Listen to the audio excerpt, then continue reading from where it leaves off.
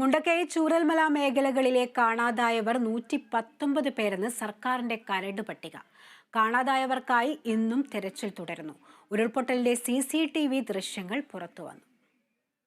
400-ലധികം പേരുടെ മരണത്തിനിടയാക്കിയ ദുരന്തം നടന്നിട്ട് 2 ആഴ്ച പിന്നിടുമ്പോഴും 119 പേർ ഇന്നും കാണാമറയത്ത് തുടരുകയാണ്. DNA പരിശോധനാ ഫലങ്ങൾ പുറത്തെത്തിയതോടെയാണ് 128 പേരുടെ കരട് പട്ടിക 119 പേരിലേക്ക് ചുരുങ്ങിയത്. കാണാതായവർക്കായി ഇന്നും മുണ്ടക്കൈ ചൂരൽമല മേഖലകളിലും സൂചിപ്പാറ ചാലിയാർ പുഴയുടെ തീരങ്ങളിലും തെരച്ചിൽ നടത്തുകയാണ്. വനമേഖലകളിലെ തെരച്ചിലിന് പ്രദേശം പരിചയമില്ലാത്ത സന്നദ്ധ പ്രവർത്തകരെ അനുവദിക്കില്ലെന്ന് സർക്കാർ വൃത്തങ്ങൾ നേരത്തെ അറിയിച്ചിരുന്നു. ഉരുൾപൊട്ടലിൽ നഷ്ടപ്പെട്ട വാഹനങ്ങളുടെ വിവരം മോട്ടോർ വാഹന വകുപ്പ് ശേഖരിച്ചു തുടങ്ങി. പൂർണ്ണമായും നഷ്ടപ്പെട്ട വാഹനങ്ങൾ, ഉപയോഗയോഗ്യമല്ലാത്ത വാഹനങ്ങൾ എന്നിവയുടെ വിവരങ്ങളാണ് ശേഖരിക്കുന്നത്.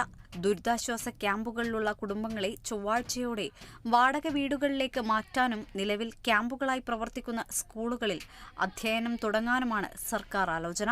10 സ്കൂളുകളാണ് നിലവിൽ ദുരിതാശ്വാസ ക്യാമ്പുകളായി പ്രവർത്തിക്കുന്നത്. ഇതിനോടകം 100-ലധികം കുടുംബങ്ങൾ ബന്ധുവീടുകളിലേക്കും വാടക വീടുകളിലേക്കുമായി മാറിയതായാണ് സർക്കാർ കണക്ക്. അതേസമയം മുണ്ടക്കൈയെയും ചൂരൽമലയെയും തകർത്തെറിഞ്ഞ ഉരുൾപൊട്ടലിന്റെ CCTV ദൃശ്യങ്ങൾ പുറത്തുവന്നു.